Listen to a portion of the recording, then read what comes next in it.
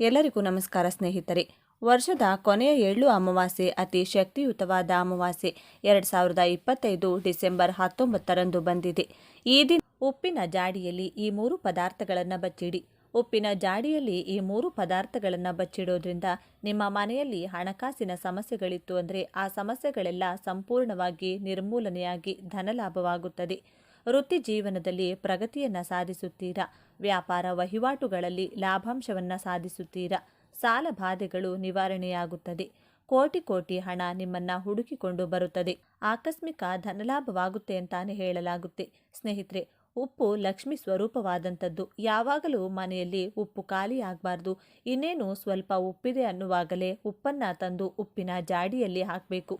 ಹಾಗೆ ಸ್ನೇಹಿತರೆ, ಉಪ್ಪನ್ನು ನಾವು ಈ ಮಣ್ಣಿನ ಜಾಡಿ, ಪಿಂಗಾಣಿ ಜಾಡಿ ಏನು ಹೇಳ್ತೀವಿ ಆ ಜಾಡಿಯಲ್ಲಿ ಇಟ್ಕೊಳ್ಬೇಕು, ಇಲ್ಲ ಗಾಜಿನ ಬಾಟ್ಲಲ್ಲಿ ಇಟ್ಕೊಳ್ಬೇಕು.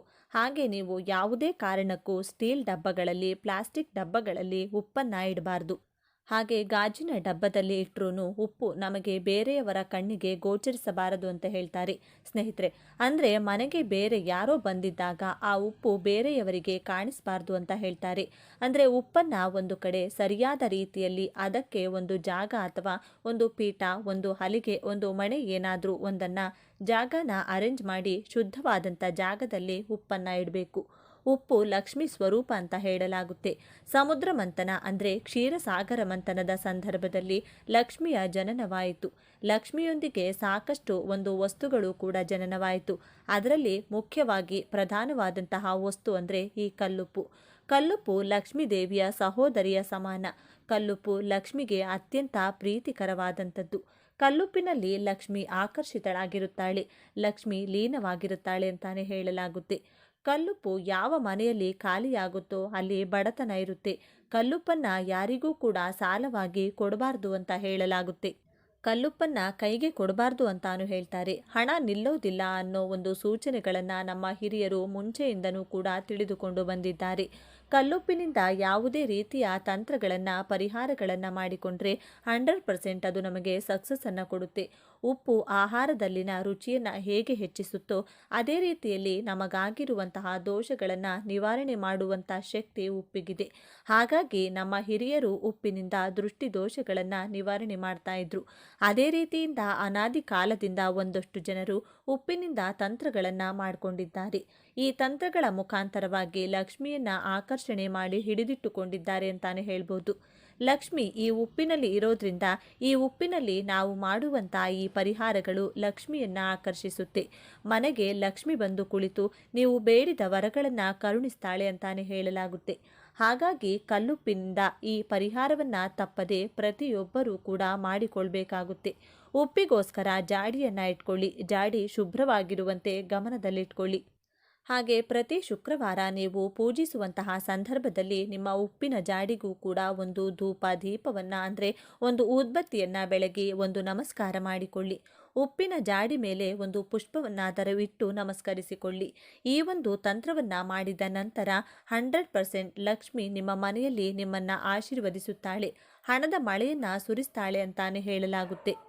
ಉಪ್ಪಿನ ಜಾಡಿಯಲ್ಲಿ ಯಾವ ಪದಾರ್ಥವನ್ನು ಇಡಬೇಕು ಅಂತಂದರೆ, ಮೊದಲನೆಯದಾಗಿ ಈ ಒಂದು ಪರಿಹಾರಕ್ಕೆ ನೀವು ಮಾಡಿಕೊಳ್ಬೇಕಾಗಿರೋದು ಹಳದಿ ಬಣ್ಣದ ಬಟ್ಟೆಯನ್ನು, ಒಂದು ಚಿಕ್ಕದಾದ ಬಟ್ಟೆಯನ್ನು ತೆಗೆದುಕೊಳ್ಳಿ. ಒಂದು ಚಿಕ್ಕ ಅಂಗೈ ಅಗಲದ ಬಟ್ಟೆಯನ್ನು ತೆಗೆದುಕೊಳ್ಳಿ. ಶುದ್ಧವಾಗಿರುವಂತಹ ಬಟ್ಟೆ ಆಗಿರಬೇಕು. ಯಾವುದೇ ಹಳೆ ಬಟ್ಟೆಯನ್ನು ಉಪಯೋಗಿಸಬೇಡಿ. ಶುದ್ಧವಾಗಿರೋ ಹಳದಿ ಬಣ್ಣದ ಬಟ್ಟೆಯನ್ನು ತೆಗೆದುಕೊಳ್ಳಿ.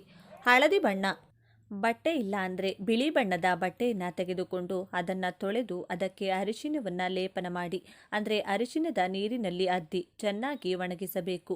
ಹಸಿ ಇರಬಾರದು, ತೇವಾಂಶ ಇರಬಾರದು, ಚೆನ್ನಾಗಿ ಒಣಗಿಸಿ ಇಟ್ಕೊಳ್ಬೇಕು. ಆ ನಂತರವಾಗಿ ಈ ಒಂದು ಬಟ್ಟೆಯ ಮೇಲೆ ₹1 ನಾಣ್ಯ, 5 ಏಲಕ್ಕಿ, 5 ಅಡಿಕೆ, ಈ 3 ಪದಾರ್ಥ ಇಷ್ಟೇ ಸಾಕು ಸ್ನೇಹಿತರೆ. ಈ ಒಂದು ರೂಪಾಯಿ ನಾಣ್ಯ ಏನಿದೆ ನೋಡಿ, ಲಕ್ಷ್ಮಿ ಸ್ವರೂಪವಾದಂಥದ್ದು. ಈ 5 ಅಡಿಕೆ ಲಕ್ಷ್ಮಿ ಸ್ವರೂಪವಾದಂಥದ್ದು. ಈ 5 ಏಲಕ್ಕಿ ಲಕ್ಷ್ಮಿ ಸ್ವರೂಪವಾದಂಥದ್ದು. ಲಕ್ಷ್ಮಿಯನ್ನು ಆಕರ್ಷಿಸುವಂತಹ ವಸ್ತುಗಳು ಇವು. ಲಕ್ಷ್ಮಿಗೆ ಅತ್ಯಂತ ಪ್ರೀತಿಕರವಾದಂಥ ವಸ್ತುಗಳು. ಹಾಗಾಗಿ ಈ 3 ಪದಾರ್ಥಗಳನ್ನು ಗಂಟನ್ನಾಗಿ ಹಾಕ್ಕೊಳ್ಳಿ. ನೀವೇನಾದರೂ ಮನಿ ಅಟ್ರಾಕ್ಷನ್ಗೆ ಮಾಡ್ಕೊಳ್ತಾ ಇದ್ದೀವಿ ಅಂದರೆ ಈ ರೀತಿ ಮಾಡ್ಕೊಳ್ಳಿ. ಚಿನ್ನವನ್ನು ಆಕರ್ಷಣೆ ಮಾಡ್ಕೊಳ್ಬೇಕು. ಗಿರವಿ ಇಟ್ಟಿರೋ ನಿಮ್ಮ ಆಭರಣಗಳು ನಿಮ್ಮ ಬಳಿಗೆ ಬರಬೇಕು ಅಂದರೆ ಯಾವುದಾದರೂ ಒಂದು ಚಿನ್ನದ ಒಂದು ಮೂಗುತಿನೋ ಅಥವಾ ಒಂದು ಚಿನ್ನದ ಉಂಗುರನೋ ಏನಾದರೂ ಒಂದನ್ನು ನೀವು ಈ ಗಂಟಿನ ಜೊತೆ ಅಂದರೆ ಗಂಟು ಒಳಗಡೆ ಹಾಕಿಟ್ಟು 24 ಗಂಟೆ ಆ ಉಂಗುರ ಅಥವಾ ಆ ಚಿನ್ನ ಏನಿರುತ್ತೆ ಅದನ್ನು ತೆಗೆದುಕೊಂಡು ಒಂದು ಪೇಪರಲ್ಲಿ ಹಾಕಿ 24 ಗಂಟೆ ನಂತರ ಆ ಒಂದು ಚಿನ್ನವನ್ನು ತೆಗೆದು ನಿಮ್ಮ ಬೀರುವಿನಲ್ಲಿ ಇಟ್ಕೊಳ್ಳಿ. ನೀವು ಅಡವಿ ಇಟ್ಟಿರುವಂತಹ ಒಡವೆಗಳು ನಿಮ್ಮ ಹತ್ರ ಬರುತ್ತೆ. ಹೆಚ್ಚು ಹೆಚ್ಚು ಒಡವೆಗಳನ್ನು ಕೊಂಡುಕೊಳ್ಳುವ ಯೋಗ ಬರುತ್ತದೆ. ಹಾಗೆ ನಾನು ತಿಳಿಸಿಕೊಟ್ಟಂಥ ಈ ಗಂಟನ್ನು ಉಪ್ಪಿನ ಜಾಡಿಯಲ್ಲಿ 48 ದಿನಗಳ ಕಾಲ ಬಿಡಬೇಕಾಗುತ್ತದೆ. 48 ದಿನ ನೀವು ಉಪ್ಪಿನ ಜಾಡಿಯಲ್ಲಿ ಈ ಒಂದು ವಸ್ತುಗಳನ್ನು ಬಿಟ್ಟರೆ ಅಂದರೆ ಆ 48 ದಿನದೊಳಗೆ ವಿಪರೀತವಾದಂಥ ಧನ ಪ್ರಾಪ್ತಿಯಾಗುತ್ತೆ. ಹಣ ನಿಮ್ಮನ್ನು ಹುಡುಕಿಕೊಂಡು ಬರುತ್ತೆ. ಸಾಲ ಬಾಧೆಗಳು ನಿವಾರಣೆಯಾಗುತ್ತೆ. ಎಷ್ಟೇ ಸಾಲ ಇದ್ದರೂ ಕೂಡ ಅದನ್ನು ತೀರಿಸುವಂತಹ ದಾರಿ ಮಾರ್ಗ ಸುಲಭವಾಗಿ ಓಪನ್ ಆಗುತ್ತದೆ. ಹಣ ಅಂದರೆ ಧನದ್ವಾರಗಳು ತೆರೆದುಕೊಳ್ಳುತ್ತವೆ ಅಂತಾನೆ ಹೇಳಲಾಗುತ್ತೆ. ಈ ಒಂದು ಅದ್ಭುತ ಪರಿಹಾರ ಅನಾದಿ ಕಾಲದಿಂದ ಬಂದಿರುವಂಥದ್ದು. ತಪ್ಪದೇ ಮಾಡಿಕೊಳ್ಳಿ. 48 ದಿನಗಳ ನಂತರ ಈ ಬಟ್ಟೆಯಲ್ಲಿರುವಂಥ ಹಣ ಇಡುವ ಜಾಗದಲ್ಲಿಡಿ. ಅಡಿಕೆ ಹಾಗೂ ಈ 5 ಏಲಕ್ಕಿಯನ್ನು ತುಳಸಿ ಗಿಡದ ಬುಡದಲ್ಲಿ ಊತಿಡಿ ಅಥವಾ ಯಾವುದಾದರೂ ದೈವ ವೃಕ್ಷದ ಬುಡದಲ್ಲಿ ಊತಿಟ್ಟು ಬಿಡಿ. ಇಷ್ಟೇ ಸಿಂಪಲ್ ಮಾಡಿಕೊಳ್ಳಬೇಕಾಗಿರುವುದು. ಈ ಒಂದು ಟ್ರಿಕ್ಸ್ ನಿಮ್ಮ ಜೀವನವನ್ನು ಬದಲಾಯಿಸುವ ಅದೃಷ್ಟವನ್ನು ತರುತ್ತದೆ. ನಿಮ್ಮನ್ನು ಕೋಟ್ಯಾಧಿಪತಿಯನ್ನಾಗಿ ಮಾಡುತ್ತದೆ. ಇನ್ನು ಪ್ರತಿದಿನ ಕಲ್ಲುಪ್ಪು ಬೆರೆಸಿದ ನೀರನ್ನು ಸ್ನಾನ ಮಾಡಿದರೆ ಎಷ್ಟು ಒಳ್ಳೆಯದು ಗೊತ್ತಾ? ಆರೋಗ್ಯಯುತ ಅಭ್ಯಾಸಗಳಲ್ಲಿ ಸ್ನಾನ ಕೂಡ ಒಂದು. ಅದರಲ್ಲೂ ಕಲ್ಲುಪ್ಪು ಸೇರಿಸಿದ ನೀರನ್ನು ಸ್ನಾನ ಮಾಡುವುದರಿಂದ ಹಿತವಾದ ಅನುಭವವನ್ನು ಪಡೆಯಬಹುದು. ಸ್ನಾನ ಕೇವಲ ಬಾಹ್ಯದಿಂದ ದೇಹವನ್ನು ಸ್ವಚ್ಛವಾಗಿಡುವುದು ಮಾತ್ರವಲ್ಲ, ಆಂತರಿಕವಾಗಿಯೂ ಆರೋಗ್ಯಯುತವಾಗಿಡುವಂತೆ ಮಾಡುತ್ತದೆ. ಪ್ರತಿದಿನ ಬಿಸಿನೀರಿನ ಸ್ನಾನ ಮಾಡಿದರೆ ದೇಹಕ್ಕೆ ಉಲ್ಲಾಸ ದೊರೆಯುತ್ತದೆ. ಜೊತೆಗೆ ಹೊಸ ಚೈತನ್ಯ ಮೂಡುತ್ತದೆ. ಆದ್ದರಿಂದ ಸ್ನಾನ ದಿನನಿತ್ಯದ ಆರೋಗ್ಯಯುತ ಅಭ್ಯಾಸಗಳಲ್ಲೊಂದು. ಅದೇ ರೀತಿ ಉಪ್ಪನ್ನು ಮಿಶ್ರಣ ಮಾಡಿದ ನೀರನ್ನು ಸ್ನಾನ ಮಾಡಿದರೆ, ಹೌದು, ಪ್ರತಿದಿನ ಸ್ನಾನದಲ್ಲಿ ನೀರಿಗೆ ಕಲ್ಲುಪ್ಪಿನ ಬಳಕೆ ಮಾಡಿದರೆ ಆರೋಗ್ಯಕ್ಕೆ ಇನ್ನೂ ಒಳ್ಳೆಯದು. ಮಾನಸಿಕ ಆರೋಗ್ಯವನ್ನು ಕೂಡ ಉತ್ತಮವಾಗಿಟ್ಟುಕೊಳ್ಳಲು ಕಲ್ಲುಪ್ಪಿನ ನೀರಿನ ಸ್ನಾನ ಸಹಾಯಕವಾಗಿದೆ. ಹಾಗಾದರೆ ಏನೆಲ್ಲ ಪ್ರಯೋಜನಗಳನ್ನು ಪಡೆಯಬಹುದು ಎನ್ನುವ ಮಾಹಿತಿಯನ್ನು ಇಲ್ಲಿ ಹೇಳಲಾಗಿದೆ ನೋಡಿ. ಒಂದು ರೀತಿಯಲ್ಲಿ ಸ್ನಾನ ಮಾಡಿದ ನಂತರ ದೇಹ ಪೂರ್ತಿ ರಿಲ್ಯಾಕ್ಸ್ ಆಗುತ್ತದೆ. ಹೊಸ ಚೈತನ್ಯ ಭಾವನೆ ಮೂಡುತ್ತದೆ. ಅದೇ ತೆರನಾದ ಪ್ರಯೋಜನವನ್ನು ನೀರಿಗೆ ಕಲ್ಲುಪ್ಪು ಸೇರಿಸಿ ಸ್ನಾನ ಮಾಡಿದಾಗ ಕೂಡ ದೊರೆಯುತ್ತದೆ. ಅಲ್ಲದೆ ಇದು ಒತ್ತಡವನ್ನು ನಿವಾರಿಸುತ್ತದೆ ಮತ್ತು ನಿಮ್ಮ ದೇಹ ಮತ್ತು ಮನಸ್ಸನ್ನು ಬಹಳ ಶಾಂತಿಯುತ ರೀತಿಯಲ್ಲಿರುವಂತೆ ಮಾಡುತ್ತದೆ. ನಿಮ್ಮ ಚರ್ಮವನ್ನು ಮೃದು ಮತ್ತು ಹೊಳಪಾಗಿರುವಂತೆ ಮಾಡುತ್ತದೆ. ಎನರ್ಜಿಯನ್ನು ಹೆಚ್ಚಿಸುತ್ತದೆ. ನಮ್ಮ ದೇಹ ಮತ್ತು ಮನಸ್ಸನ್ನು ವಿಶ್ರಾಂತಿ ಮಾಡುವುದರ ಹೊರತಾಗಿ ಉಪ್ಪನ್ನು ಸೇರಿಸಿ ಸ್ನಾನ ಮಾಡಿದಾಗ ಶಕ್ತಿಯ ಮಟ್ಟವನ್ನು ಹೆಚ್ಚಿಸುತ್ತವೆ ಮತ್ತು ಹಿತವಾದ ಸ್ನಾನವು ನೋವು ಮತ್ತು ಒತ್ತಡದ ಮನಸ್ಸಿಗೆ ಚಿಕಿತ್ಸೆ ನೀಡುತ್ತದೆ. ಮೃದುವಾದ ಚರ್ಮ ಮತ್ತು ಶಾಂತ ಮನಸ್ಸನ್ನು ನೀಡುತ್ತದೆ. ಮೆಗ್ನೀಷಿಯಂ ಹೊಂದಿರುವ ಲವಣಗಳ ಯುಕ್ತ ಸ್ನಾನವು ಆರೋಗ್ಯ ಉತ್ತಮವಾಗಿಸಲು ಹೆಚ್ಚು ಪರಿಣಾಮಕಾರಿಯಾಗಿದೆ. ಉತ್ತಮ ನಿದ್ದೆ. ಕೆಲವರು ಸಂಜೆ ಸ್ನಾನ ಮಾಡುತ್ತಾರೆ. ಹೀಗಿದ್ದಾಗ ಆದಷ್ಟು ನೀರಿಗೆ ಉಪ್ಪನ್ನು ಸೇರಿಸಿ ಸ್ನಾನ ಮಾಡಿ. ಇದರಿಂದ ರಾತ್ರಿ ಚೆನ್ನಾಗಿ ನಿದ್ದೆ ಬರುತ್ತದೆ. ಸಾಮಾನ್ಯವಾಗಿ ಉತ್ತಮ ಸ್ನಾನವು ಉತ್ತಮ ನಿದ್ರೆಗೆ ಕಾರಣವಾಗುತ್ತದೆ. ಸ್ನಾನದ ಲವಣಗಳ ಬಳಕೆಯ ಉತ್ತಮ ನಿದ್ರೆಯು ಪಡೆಯಲು ನಿಮಗೆ ಸಹಾಯ ಮಾಡುತ್ತದೆ. ಇದು ನಿದ್ರಾಹೀನತೆ ನಿವಾರಿಸಲು ಸಹಾಯ ಮಾಡುತ್ತದೆ. ಹೀಗಾಗಿ ಉಪ್ಪು ಯುಕ್ತ ನೀರಿನ ಸ್ನಾನ ದೇಹಕ್ಕೆ ಆರಾಮದಾಯಕ ಅನುಭವವನ್ನು ನೀಡುತ್ತದೆ. ಉಪ್ಪು ನೀರಿನ ಸ್ನಾನಕ್ಕೆ ಹೀಗೆ ಮಾಡಿ. ಸ್ನಾನಕ್ಕೆ ಕಲ್ಲುಪ್ಪನ್ನು ಮಾತ್ರ ಬಳಸಿ. ಅದು ಅಯೋಡಿನ್ ಯುಕ್ತ ಉಪ್ಪಾಗಿದ್ದರೆ ಇನ್ನೂ ಒಳ್ಳೆಯದು. ಸುಲಭವಾಗಿ ನೀರಿನಲ್ಲಿ ಕರಗುತ್ತದೆ ಕೂಡ. ಒಂದು ಬಕೆಟ್ ನೀರಿಗೆ 2 ಅಥವಾ 3 ಟೀ ಸ್ಪೂನ್ ಉಪ್ಪನ್ನು ಸೇರಿಸಿಬಿಡಿ. ಬೇಗನೆ ಕರಗುತ್ತದೆ. ನಂತರ ಸ್ನಾನ ಮಾಡಿ. ಸ್ನೇಹಿತಿಕ ಶಕ್ತಿಗಳಿರುವಂತಹ ಅದ್ಭುತವಾದ ದಿನ. ಈ ಮಾಸದಲ್ಲೇ ಪವಿತ್ರವಾದ ದೈವಿಕ ಶಕ್ತಿ ಇರುವ ದಿನವಿದು. ಇಷ್ಟೊಂದು ಪವಿತ್ರವಾದ ಈ ದಿನದಂದು ನಾನು ಹೇಳಿದ ಪದಾರ್ಥಗಳನ್ನು ಬೆರೆಸಿ ಸ್ನಾನ ಮಾಡಿದರೆ ದೇಶದ ಎಲ್ಲ ಪವಿತ್ರ ನದಿಗಳಲ್ಲಿ ಸ್ನಾನ ಮಾಡಿದಷ್ಟು ಪುಣ್ಯ ಸಿಗುತ್ತದೆ. ಅಷ್ಟೇ ಅಲ್ಲದೆ ಜನ್ಮಾಂತರದ ಪಾಪಗಳು, ದರಿದ್ರದ ರೋಗಗಳು ಎಲ್ಲವೂ ಕೂಡ ಆ ನೀರಿನ ಮೂಲಕ ಹೊರಟು ಹೋಗುತ್ತದೆ. ಸಕಲ ಐಶ್ವರ್ಯ ಪ್ರಾಪ್ತಿಯಾಗುತ್ತದೆ. ಮಾನಸಿಕ ಹಾಗೂ ದೈಹಿಕ ರೋಗಗಳು ನಾಶವಾಗುತ್ತದೆ. ನಿಮ್ಮ ದೇಹ ಪವಿತ್ರವಾಗುತ್ತದೆ. ಹಾಗಾದರೆ ಇಂಥ ದಿವ್ಯವಾದ ದಿನದಂದು ಯಾವ ಪದಾರ್ಥಗಳನ್ನು ಬೆರೆಸಿ ಸ್ನಾನ ಮಾಡಿದರೆ ಅಷ್ಟದರಿದ್ರ ಹೋಗಿ ಅಷ್ಟೈಶ್ವರ್ಯ ಪ್ರಾಪ್ತಿಯಾಗುತ್ತದೆ ಎಂದು ಈಗ ನಾವು ನೋಡೋಣ. ಆದರೆ ಅದಕ್ಕೂ ಮುಂಚೆ ನೀವಿನ್ನು ನಮ್ಮ ಚಾನಲ್ನ ಸಬ್ಸ್ಕ್ರೈಬ್ ಮಾಡಿಕೊಂಡಿಲ್ಲ ಅಂದರೆ ಖಂಡಿತ ಈಗಲೇ ಸಬ್ಸ್ಕ್ರೈಬ್ ಮಾಡಿಕೊಳ್ಳಿ. ಹಾಗೆ ಈ ವಿಡಿಯೋ ಇಷ್ಟ ಆದರೆ ಮರೆಯದೆ ಒಂದು ಲೈಕ್ ಕೊಡಿ. ಎಲ್ಲರೂ ಭಕ್ತಿಯಿಂದ ಓಂ ಶ್ರೀ ಮಹಾಲಕ್ಷ್ಮಿ ನಮಃ ಅಂತ ಕಮೆಂಟ್ ಮಾಡಿ. ಅಮಾವಾಸ್ಯೆ ದಿನದಂದು ನೀವು ಮಾಡುವಂತಹ ಸ್ನಾನ ಎಷ್ಟೋ ವಿಶೇಷವಾದದ್ದು ಹಾಗೂ ಪವಿತ್ರವಾದದ್ದು. ಮುಖ್ಯವಾಗಿ 2 ಅಥವಾ ಅದಕ್ಕಿಂತ ಹೆಚ್ಚು ನದಿಗಳು ಬೆರೆಯುವ ಕಡೆ ನೀವು ಸ್ನಾನ ಮಾಡಿದರೆ ಅದರ ಪವಿತ್ರತೆ ದುಪ್ಪಟ್ಟು ಹೆಚ್ಚಾಗುತ್ತದೆ. ಅದು ಸಾಧ್ಯವಾಗದವರು ನಿಮ್ಮ ಮನೆಯಲ್ಲೇ ಈ ರೀತಿ ಸ್ನಾನ ಮಾಡಿದರೆ ನಿಮಗಿರುವಂತಹ ಸಕಲ ದರಿದ್ರ ನಿವಾರಣೆಯಾಗುತ್ತದೆ. ನಿಮ್ಮ ಮನೆಯಲ್ಲಿ ಗಂಗಾಜಲ ಸ್ವಲ್ಪ ಹಾಕ್ಕೊಂಡು ಸ್ನಾನ ಮಾಡಿ, ಅಥವಾ ಎಂದಾದರೂ ಪುಷ್ಕರಕ್ಕೆ ಹೋದಾಗ ತಂದ ನೀರಾಗಿರಬಹುದು, ಇದನ್ನು ಕೂಡ ಹಾಕ್ಕೊಂಡು ನೀವು ಸ್ನಾನ ಮಾಡಬಹುದು. ಒಂದು ವೇಳೆ ಈ ಎರಡೂ ನೀರು ಕೂಡ ನಿಮ್ಮ ಹತ್ತಿರ ಇಲ್ಲಾಂದರೆ ಎಲ್ಲರ ಮನೆಯಲ್ಲಿ ಸುಲಭವಾಗಿ ಸಿಗುವಂತಹ ಅರಿಶಿನ ಹಾಗೂ ಒಂದು ಚಿಟಿಕೆ ಕರ್ಪೂರ ಕೂಡ ಬೆರೆಸಿ ನೀವು ಸ್ನಾನ ಮಾಡಬಹುದು. ಆದರೆ ನೀವು ಸ್ನಾನ ಮಾಡುವಾಗ ಈಗ ನಾನು ಹೇಳುವಂತಹ ಮಂತ್ರವನ್ನು ಹೇಳಿಕೊಂಡು ಸ್ನಾನ ಮಾಡಿದರೆ ತುಂಬಾ ಪುಣ್ಯ ಬರುತ್ತದೆ. ಈ ಮಂತ್ರವನ್ನು ಹೇಳ್ತಾ ಸ್ನಾನ ಮಾಡೋದ್ರಿಂದ ದೇಶದ ಎಲ್ಲ ಪುಣ್ಯ ನದಿಗಳಲ್ಲಿ ಸ್ನಾನ ಮಾಡಿದಷ್ಟು ಪುಣ್ಯ ಬರುತ್ತದೆ. ಅಮೃತದಿಂದ ಸ್ನಾನ ಮಾಡಿದ ಫಲ ಸಿಗುತ್ತದೆ. ಪಿತೃಪೂಜೆ ಮಾಡಲು ಕೂಡ ತುಂಬಾ ಯೋಗ್ಯವಾದ ದಿನ. ನಿಮ್ಮ ಪೂರ್ವಿಕರನ್ನು ನೆನೆಸಿಕೊಂಡು ಅವರನ್ನು ಗೌರವಿಸುವ ಸಲುವಾಗಿ ಅವರ ಹೆಸರಿನ ಮೇಲೆ ದಾನ ಧರ್ಮ ಮಾಡುವುದು ತುಂಬ ಒಳ್ಳೆಯ ಫಲ ಕೊಡುತ್ತದೆ. ಇದರಿಂದ ನಿಮ್ಮ ಕುಟುಂಬವೆಲ್ಲ ಕೂಡ ಸಂತೋಷದಿಂದ ಬದುಕಬಹುದು. ಇನ್ನು ಸ್ನಾನ ಮಾಡುವಾಗ ನೀವು ಹೇಳಬೇಕಾದ ಮಂತ್ರ ಏನಂದರೆ, ಗಂಗೆ ಚ ಯಮುನೆ ಚೈವ ಗೋದಾವರಿ ಸರಸ್ವತಿ ನರ್ಮದೆ ಸಿಂಧು ಕಾವೇರಿ ಜಲೇಸ್ಮಿನ್ ಸನ್ನಿಧಿಂ ಕುರು. ಈ ಮಂತ್ರವನ್ನು 3 ಸಲ ಹೇಳಿಕೊಂಡು 3 ಚೊಂಬು ನೀರನ್ನು ತಲೆಯ ಮೇಲೆ ಹಾಕ್ಕೊಂಡು ಸ್ನಾನ ಮಾಡೋದ್ರಿಂದ ನಿಮಗೆ ಎಲ್ಲವೂ ಕೂಡ ಶುಭವಾಗುತ್ತದೆ. ಈಗ ನಾವು ಅಪ್ಪಿತಪ್ಪಿಯೂ ಅಮಾವಾಸ್ಯೆ ದಿನ ಮಾಡಬಾರದಂತಹ ಕೆಲಸಗಳ ಬಗ್ಗೆ ತಿಳಿಯೋಣ. ಇದು ತುಂಬಾ ಮುಖ್ಯ. ಯಾಕಂದರೆ ಕೆಲವು ಪವಿತ್ರವಾದ ದಿನಗಳಂದು ನಾವು ಮಾಡೋ ಚಿಕ್ಕ ಪುಟ್ಟ ತಪ್ಪುಗಳೇ ನಮ್ಮ ಕಷ್ಟ ಕಾಲಕ್ಕೆ ಕಾರಣವಾಗುತ್ತದೆ. ಹಾಗಾಗಿ ನಾವು ಆ ತಪ್ಪನ್ನು ಮಾಡೋದು ಬೇಡ. ಹಾಗೆ ಅಮಾವಾಸ್ಯೆಯೆಂದು ತಪ್ಪದೆ ಕೆಲವು ಕೆಲಸಗಳು ಮಾಡಲೇಬೇಕಾಗುತ್ತದೆ.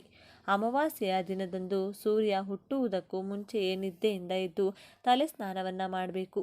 ತಲೆ ಸ್ನಾನ ಅಂದ ತಕ್ಷಣ ಶಾಂಪೂ, ಸೀಗೆಕಾಯಿ ಮುಂತಾದವುಗಳನ್ನು ತಲೆಗೆ ಉಜ್ಜಿ ಸ್ನಾನ ಮಾಡಬಾರದು. ಬರೀ ನೀರಿನಿಂದ ಮಾತ್ರವೇ ತಲೆ ತೊಳೆದುಕೊಳ್ಳಬೇಕು. ಹಾಗಾಗಿ ರಾತ್ರಿಯೇ ತಲೆ ಸ್ನಾನ ಮಾಡಿ ನಿದ್ದೆ ಮಾಡಿ ಬೆಳಿಗ್ಗೆ ಎದ್ದ ತಕ್ಷಣ ಬರೀ ನೀರಿನಿಂದ ತಲೆ ತೊಳೆದುಕೊಂಡ್ರೆ ಸರಿ ಹೋಗುತ್ತದೆ.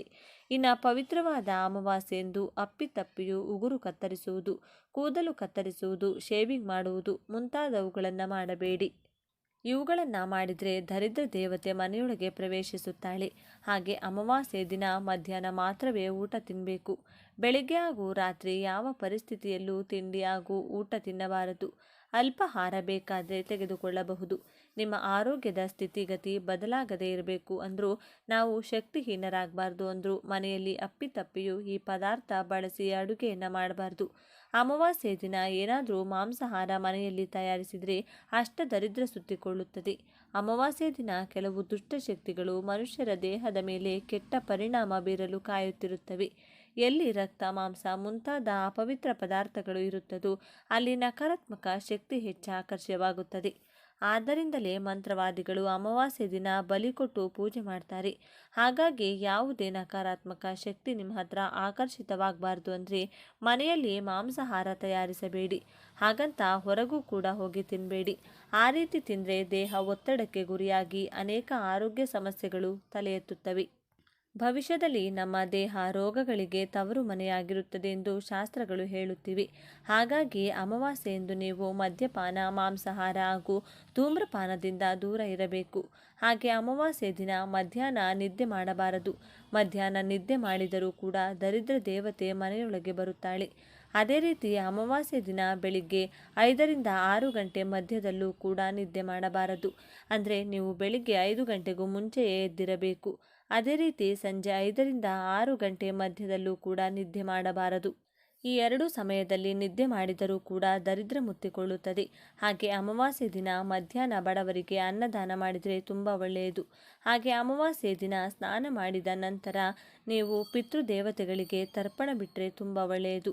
ಮನೆಯ ಯಜಮಾನರು ಈ ದಕ್ಷಿಣದ ಕಡೆಗೆ ಮುಖ ಮಾಡಿ ನಿಂತುಕೊಂಡು ಕುಟುಂಬದಲ್ಲಿ ಮೃತಪಟ್ಟ ಪೂರ್ವಿಕರನ್ನು ನೆನೆಸಿಕೊಂಡು ಅವರ ಹೆಸರನ್ನು ಹೇಳುತ್ತಾ ಕಪ್ಪು ಎಳ್ಳನ್ನು ನೀರಿನಲ್ಲಿ ಪಿತೃದೋಷವನ್ನು ನಿವಾರಿಸಿಕೊಂಡು ನಿಮ್ಮ ಕುಟುಂಬ ಅಭಿವೃದ್ಧಿಯಾಗುತ್ತದೆ. ಮನೆಯಲ್ಲಿ ಇರುವಂತಹ ಎಲ್ಲ ಸಮಸ್ಯೆಗಳು ಹೋಗಿ ಶುಭ ಉಂಟಾಗುತ್ತದೆ. ಹಾಗೆ ಅಮಾವಾಸ್ಯೆ ದಿನ ರಾತ್ರಿ ಗಂಡ ಹೆಂಡತಿ ಯಾವ ಪರಿಸ್ಥಿತಿಯಲ್ಲೂ ಒಂದಾಗಬಾರದು. ಏಕೆಂದರೆ ಅಮಾವಾಸ್ಯೆ ದಿನ ರಾತ್ರಿ ಅಧಿಕ ಸಂಖ್ಯೆಯಲ್ಲಿ ದೆವ್ವ ಭೂತಗಳು, ನಕಾರಾತ್ಮಕ ಶಕ್ತಿ ಸಂಚರಿಸುತ್ತಿರುತ್ತದೆ. ಅಮಾವಾಸ್ಯೆ ದಿನ ಅವುಗಳ ಶಕ್ತಿ 100 ಪಟ್ಟು ಹೆಚ್ಚಿರುತ್ತದೆ. ಗಂಡು ಹೆಣ್ಣು ಒಂದಾಗುವ ಸಮಯದಲ್ಲಿ ಅವರ ದೇಹ ಸ್ವಲ್ಪ ಶಕ್ತಿಹೀನವಾಗಿರುತ್ತದೆ. ಹಾಗಾಗಿ ಆ ಸಮಯದಲ್ಲಿ ದೇಹದೊಳಗೆ ನಕಾರಾತ್ಮಕ ಶಕ್ತಿ ಸುಲಭವಾಗಿ ಪ್ರವೇಶಿಸುತ್ತದೆ. ಇನ್ನು ಇದನ್ನು ಹೊರತುಪಡಿಸಿ ಅಮಾವಾಸ್ಯೆ ದಿನ ತಪ್ಪದೆ ಶ್ರೀ ಮಹಾಲಕ್ಷ್ಮಿಯನ್ನು ಪೂಜಿಸಬೇಕು. ಮನೆ ಒರೆಸುವಾಗ ನೀರಿನಲ್ಲಿ ಕಲ್ಲುಪ್ಪನ್ನು ಹಾಕಿ ಒರೆಸಿಕೊಳ್ಬೇಕು. ಬಳಿಕ ದೇವರ ಮನೆಯಲ್ಲಿ ಲಕ್ಷ್ಮೀ ದೇವಿ ಫೋಟೋ ಮುಂದೆ ಅರಳಿ ಎಲೆಯ ಮುಂದೆ ತುಪ್ಪದ ದೀಪ ಹಚ್ಚಿ ಭಕ್ತಿಯಿಂದ ದೇವಿಯನ್ನು ಪೂಜಿಸಬೇಕು. ಈ ರೀತಿ ಮಾಡಿದರೆ ಲಕ್ಷ್ಮೀ ದೇವಿ ಎಲ್ಲೇ ಇದ್ದರೂ ಕೂಡ ನಿಮ್ಮನ್ನು ಹುಡುಕಿಕೊಂಡು ಬರುತ್ತಾಳೆ. ಎರಡನೆಯದಾಗಿ, ಇಷ್ಟಪಟ್ಟಂತಹ ವರ ಸಿಗಬೇಕು, ಮದುವೆ ಆಗಬೇಕು ಅಥವಾ ಮದುವೆ ಆದವ ಗಂಡ ಆಯಸ್ಸು ವೃದ್ಧಿಯಾಗಬೇಕು, ಗಂಡ ಮಾಡುವಂತಹ ಪ್ರತಿ ಕೆಲಸದಲ್ಲೂ ಯಶಸ್ಸು ಪ್ರಾಪ್ತಿಯಾಗಿ ನಮ್ಮ ಕುಟುಂಬ ಸದಾಕಾಲ ಚೆನ್ನಾಗಿರಬೇಕು ಅಂದರೆ ಒಂದು ಪ್ರತ್ಯೇಕ ವ್ರತಾಚರಣೆಯನ್ನು ಮಾಡಿಕೊಳ್ಳಿ. ಈ ಒಂದು ವ್ರತಕ್ಕೆ ವಟಸಾವಿತ್ರಿ ವ್ರತ ಎಂದು ಕರೆಯಲಾಗುತ್ತದೆ. ಮನೆಯ ಬಳಿ ಇರುವಂತಹ ಆಲದ ಮರದ ಬಳಿ ಹೋಗಿ ಗಂಡನ ಆಯಸ್ಸು ವೃದ್ಧಿಗೆ ಅಥವಾ ಮದುವೆ ಭಾಗ್ಯ ಕೂಡಿ ಬರಲು ಈ ಒಂದು ಪೂಜೆಯನ್ನು ಮಾಡಬೇಕು. ದೊಡ್ಡ ದೊಡ್ಡ ಗುರುಗಳು ಸಾಧು ಸಂತರು ಎಷ್ಟೋ ವರ್ಷಗಳ ಕಾಲ ಆಲದ ಮರದ ಕೆಳಗೆ ಕುಳಿತು ವಿಶೇಷ ತಪಸ್ಸುಗಳನ್ನು ಮಾಡಿರುತ್ತಾರೆ. ವಟವೃಕ್ಷ ಎಂದರೆ ಆಲದ ಮರ ಎಂದರ್ಥ. ಆಲದ ಮರದ ಕೆಳಗಡೆ ಸತ್ಯವಾನನ ದೇಹವನ್ನು ತೊಡೆಯ ಮೇಲೆ ಮಲಗಿಸಿಕೊಂಡು ಕುಳಿತಿದ್ದಳು. ಸಾವಿತ್ರಿ ಯಮನನ್ನು ಬೇಡಿಕೊಂಡಿದ್ದು ಇದೇ ಮರದ ಕೆಳಗೆ. ನಂತರ ಸತ್ಯವಾನನಿಗೆ ದೀರ್ಘಾಯುಷ್ಯವನ್ನು ನೀಡಿದ್ದು ಅದೇ ಆಲದ ಮರದ ಕೆಳಗೆ. ಆದ್ದರಿಂದ ಈ ದಿನ ಆಲದ ಮರಕ್ಕೆ ಈ ವಿಧವಾಗಿ ಪೂಜೆಯನ್ನು ಮಾಡಿಕೊಳ್ಬೇಕು. ಏನು ಮಾಡಬೇಕು? ಬೆಳಿಗ್ಗೆ ಸ್ನಾನ ಮಾಡಿಕೊಂಡು ಸ್ವಲ್ಪ ಅಕ್ಷತೆ, ಅರ್ಧ ಹೋಳು ಕೊಬ್ಬರಿ, ದೀಪಕ್ಕೆ ತುಪ್ಪ, ತಾಂಬೂಲ, ಹೂವು, ಅರಿಶಿನ, ಕುಂಕುಮ, ನೀರು, ಅರಿಶಿನ ಹಾಗೂ ಹಳದಿ ಬಣ್ಣದಲ್ಲಿರುವಂತಹ ಒಂದು ದಾರದ ಉಂಡೆ, ಒಂದು ಮಣ್ಣಿನ ದೀಪವನ್ನು ಮನೆಯಿಂದಲೇ ತೆಗೆದುಕೊಂಡು ಹೋಗಿರಬೇಕು. ಮೊದಲಿಗೆ ಆಲದ ಮರಕ್ಕೆ ಜಲವನ್ನು ಅರ್ಪಿಸಬೇಕು. ನಂತರ ಮಣ್ಣಿನ ದೀಪವನ್ನಿಟ್ಟು ದೀಪಾರಾಧನೆಯನ್ನು ಮಾಡಿಕೊಳ್ಬೇಕು. ನಂತರ ವೀಳ್ಯದೆಲೆಯ ಮೇಲೆ ಅರ್ಧ ಹೋಳಿನಷ್ಟು ಕೊಬ್ಬರಿಯನ್ನು ತೆಗೆದುಕೊಂಡು ಹೋಗಿರ್ತಿರಲ್ಲ, ಆ ಒಂದು ಕೊಬ್ಬರಿಯನ್ನು ಇಟ್ಟು ಅದಕ್ಕೆ ತುಪ್ಪವನ್ನು ಹಾಕಿ ದೀಪಾರಾಧನೆಯನ್ನು ಮಾಡಿಕೊಳ್ಬೇಕು. ನಂತರ ಕೆಂಪು ಹಾಗೂ ಹಳದಿ ಬಣ್ಣದ ದಾರ ಉಂಡೆಯ ದಾರವನ್ನು 108 ಬಾರಿ ಪ್ರದಕ್ಷಿಣೆಯನ್ನು ಮಾಡ್ತಾ ಒಂದೊಂದು ಸಹಸ್ರ ಸುತ್ತಬೇಕಾಗುತ್ತದೆ. ಆದರೆ 108 ಬಾರಿ ಪ್ರದಕ್ಷಿಣೆಯನ್ನು ಮಾಡಲು ಎಲ್ಲರಿಗೂ ಸಾಧ್ಯವಾಗುವುದಿಲ್ಲ. ಅಂಥವರು ಏನು ಮಾಡಬೇಕು? 1 ಪ್ರದಕ್ಷಿಣೆ, 3 ಪ್ರದಕ್ಷಿಣೆ ಅಥವಾ 5 ಬಾರಿ ಪ್ರದಕ್ಷಿಣೆಯನ್ನು ಮಾಡಿ ನೀವು ಪ್ರದಕ್ಷಿಣೆ ಮಾಡಿದ ಸಂಖ್ಯೆಯಲ್ಲಿಯೇ ಆಲದ ಮರಕ್ಕೆ ದಾರವನ್ನು ಸುತ್ತಬೇಕು. ಈ ಪ್ರದಕ್ಷಿಣೆಯನ್ನು ಹಾಕಬೇಕಾದ್ರೆ ಗಂಡನ ಆರೋಗ್ಯ, ಗಂಡನ ಕೆಲಸ, ಗಂಡನ ಹಣಕಾಸಿನ ಸ್ಥಿತಿ, ಆಯಸ್ಸು ಎಲ್ಲವೂ ಕೂಡ ಉತ್ತಮವಾಗಿ ಅಭಿವೃದ್ಧಿಯಾಗಲಿ ಅಂತ, ಶೀಘ್ರವಾಗಿ ಕಂಕಣವಾಗಿ ಕೂಡಿ ಬರಲಿ ಅಂತ ಅಥವಾ ಇಷ್ಟಪಟ್ಟವರನ್ನು ವರಿಸಲು ಈ ಪೂಜೆಯನ್ನು ಇದೇ ವಿಧಾನದಿಂದ ಪಾಲಿಸಬೇಕು. ಪ್ರದಕ್ಷಿಣೆಯನ್ನು ಹಾಕಬೇಕಾದ್ರೆ ನೀವು ಓಂ ವಟ ಸಾವಿತ್ರಿಯೇ ನಮಃ ಎಂದು ಹೇಳಿಕೊಳ್ಬೇಕು. ಹಾಗೆಯೇ ಪೂರಿ ಜಗನ್ನಾಥ ಕ್ಷೇತ್ರದಲ್ಲಿ ಸ್ನಾನೋತ್ಸವ ನಡೆಯುತ್ತೆ. ಆದ್ದರಿಂದ ಪುರುಷರಾಗಿರಬಹುದು, ಸ್ತ್ರೀಯರಾಗಿರಬಹುದು, ಚಿಕ್ಕ ಮಕ್ಕಳಾಗಿರಬಹುದು, ಈ ಒಂದು ಚಿಕ್ಕ ಮಂತ್ರವನ್ನು ಮನೆಯಿಂದ ಹೊರಗಡೆ ಹೋಗಬೇಕಾದ್ರೆ ಅಥವಾ ಮನೆಯಲ್ಲಿ ದೇವರಿಗೆ ದೀಪಾರಾಧನೆಯನ್ನು ಮಾಡಬೇಕಾ ಸಹ ಹೇಳಿಕೊಳ್ಬೇಕು. ಕ್ಲೀಂ ಕೃಷ್ಣಾಯ ಗೋವಿಂದಾಯ ಗೋಪಿಜನ ವಲ್ಲಭಾಯ ಸ್ವಾಹ. ಈ ಒಂದು ಮಂತ್ರವನ್ನು ಸಾಧ್ಯವಾದಷ್ಟು ಬಾರಿ ಈ ರೀತಿ ಪ್ರತಿಯೊಬ್ಬರೂ ಹೇಳಿಕೊಳ್ಬೇಕು. ಇನ್ನು ಕೊನೆಯಲ್ಲಿ ಅಕ್ಷತೆಯನ್ನು ಆಲದ ಮರದ ಬುಡಕ್ಕೆ ಸ್ವಲ್ಪ ಅರ್ಪಿಸಿ ಸ್ವಲ್ಪ ಮನೆಗೆ ತಂದು ಗಂಡನ ಶಿರಸ್ಸಿನ ಮೇಲೆ ಹಾಗೂ ನಿಮ್ಮ ಶಿರಸ್ಸಿನ ಮೇಲೆ ಹಾಕಿಕೊಳ್ಳುವುದನ್ನು ಮಾತ್ರ ಮರಿಬಾರ್ದು. ನೋಡಿದ್ರಲ್ಲ ಸ್ನೇಹಿತರೆ, ಈ ಚಿಕ್ಕ ಪುಟ್ಟ ವಿಷಯಗಳನ್ನು ನೆನಪಿನಲ್ಲಿ ಇಟ್ಕೊಂಡು ಅಮಾವಾಸ್ಯೆ ಪೂಜೆ ಮಾಡಿಕೊಳ್ಳಿ.